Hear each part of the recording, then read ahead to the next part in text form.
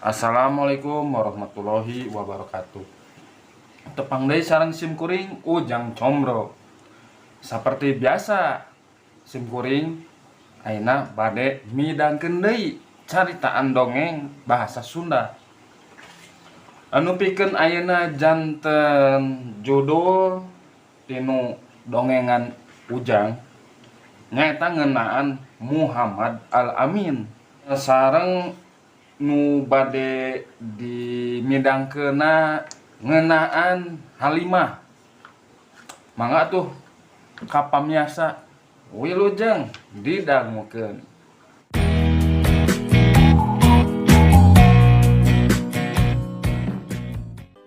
Halimah salila-lila ngahuleng bari ngareureuhkeun cape di handapeun tangkal korma.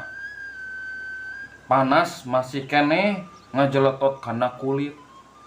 Sanajan panon poe geus lingsir ngulon, kitu deui harit salakina amokanana ngahegak bari panonna terus merhatikeun ontana anu keur depa ngajoprak bangun beakeun tanaga. Geus indit sajauh-jauh cek Halimah, piraku ari kudu balik lengoh mah. Salakina teu buru-buru nembalan. Panon poe jongjon mencrong kana sagara keusik anu legana satungtung deuleu. Geus matuh Halimah sabatur-batur anu caricing di pasisian. Dina waktu-waktu anu tangtu ngahaja datang ka kota Mekah. Maksudna neangan orok anu sakirana arek disusuan. Mungguh kitu adatna harita.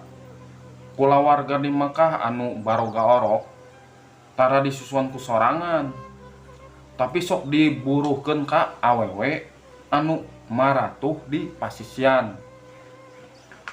Ari pikeun urang lembur sabangsa Halimah nu diarah teh buruhna minangka ngabanjal-banjal kana pangabutuh sapopoe anu tampolana hese pisan di alana.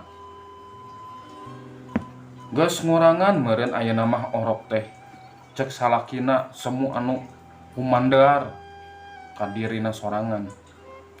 Aya eta ge tadi anu nawaran tembal Halimah, tapi indungna randa jaba budakna geus yatim. Awewe lalaki budakna lalaki Muhammad cenah ngaranna teh. Nya eta atuh ari tadi nama sugan teh rek aya nu sejen. Da ari geus teu boga bapa mah meureun indungna ge moal bisa mayar gede-gede. Imahna di mana? Jauh? Tepati jauh. Tah di dinya cek Halimah bari nunjuk.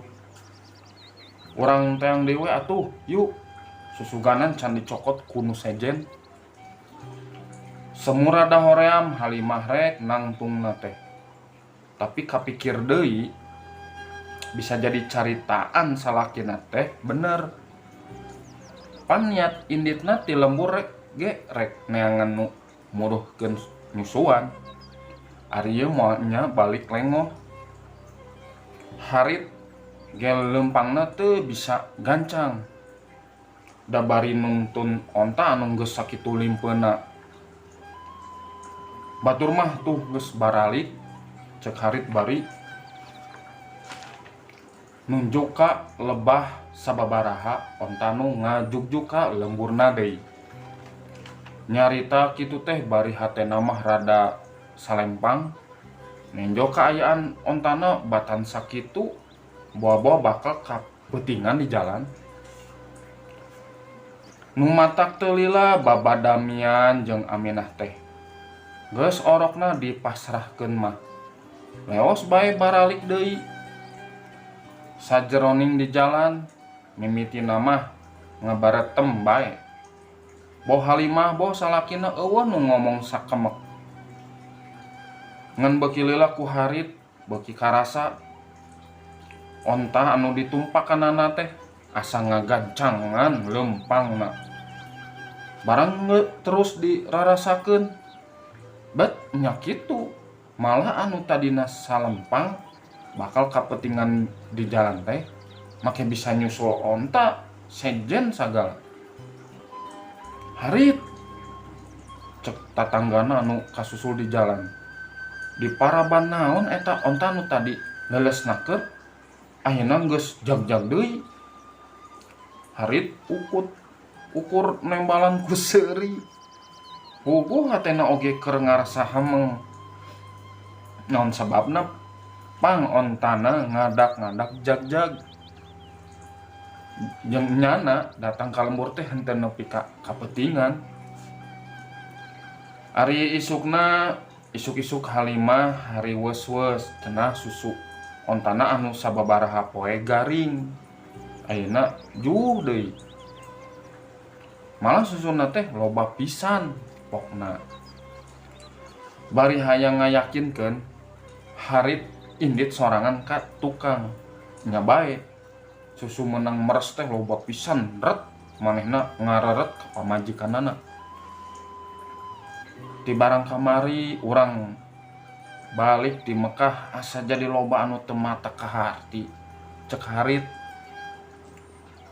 moal kitu ieu teh perbawa orok anu ku urang disusuan teh tembal Halimah harit ngahuleng salila-lila sugan we atuh kitu pan cenah ge nyusuan budak yatim sok aya milikna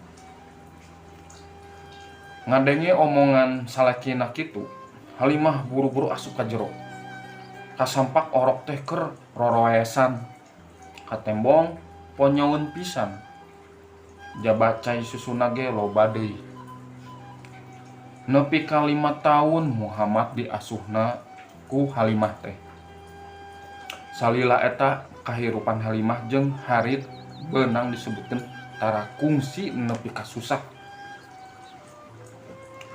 engke sabada Muhammad ngarangkep ka Khadijah Halimah sok mineng ngahajakeun nganjang kusabab apal kana riwayatna sanajan jolna ti kampung oge ku Khadijah sok dihormat-hormat pisan malah lain sekali 2 kali balik nate bari nuntun onta anu ngabengkot ngakut pamanahan malah sanggeus kaselir jadi nabi anu panutup ka para sahabatna anjeunna sok mineng mulangkeun deui paninenganana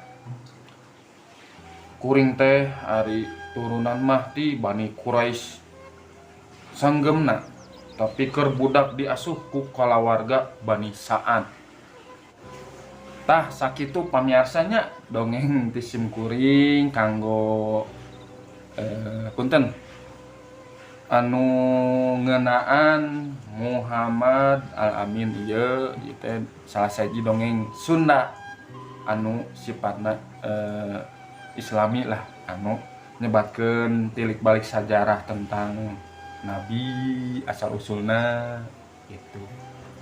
Muhun pamirsa ieu teh dongengna anu pikeun urang teh nelisik lah tentang keayaan kehidupan jalmi anu aya di Mekah lah gitunya musta'acan Islamna ngaguarkeun ka saluruh dunia gitu.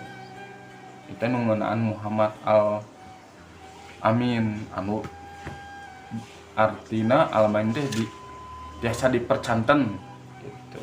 Mohon kitu itu pamirsanya ya tuh di lajeng deh di bagian anu sanesna itu hatur nuhun samudaya aya kalepatan aya kahilapan kakirangan ti sim kuring ujang congruk nuhunkeun dihapuntennya mangga tuh bade pamit heula sim kuring assalamualaikum warahmatullahi wabarakatuh.